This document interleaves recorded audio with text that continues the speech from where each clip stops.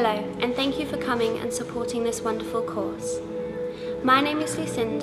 I am here today to talk about SSAFA and what they do.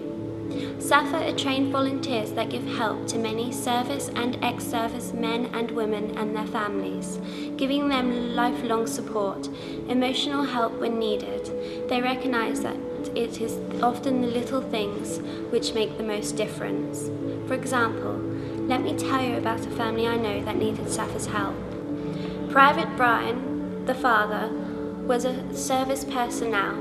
He grew up a happy child, always fascinated with the army, in fact the Royal Scots, a family tradition. His father, grandfather and great-grandfather all joined the Royal Scots, and Brian followed this tradition. He served 3 tours of Ireland through the conflicts where he encountered losing his comrade, dying in his place, and dealing with many difficult times. He was also deployed to the First Gulf War. This was also a very hazardous time. Before being deployed, he had to have a cocktail of injections: anthrax, whooping cough, to name just 2, some are classified. Brian was in Kuwait with the burning oil rigs. He also needed to use the NATS tablets for chemical warfare.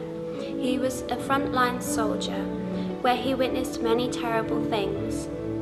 Brian came back from the Gulf War with many problems. He left the army unable to deal with these so-called demons, and all Brian wanted to do was carry on with life being like any other Scotsman, stubborn. He would not admit that anything was wrong. He fell in love, got married and had a family, but things gradually over time got worse. Brian was diagnosed with Gulf War syndrome and military PTSD. He suffered with night sweats and terrors. All day long he had pain in his body, depleted uranium in his liver.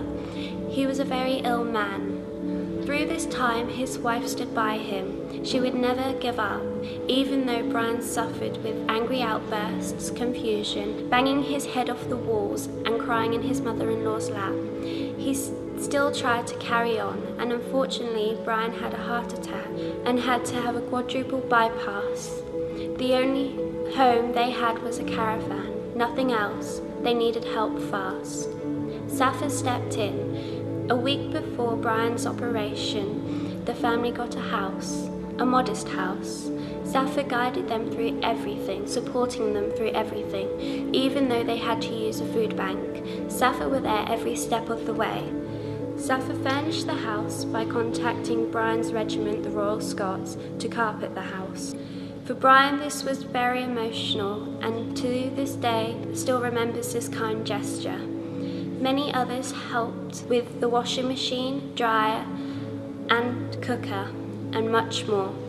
Brian is still very ill now, and he has brain damage. But now there is a light. He has a house, his home. And SSAFA made all this possible for him.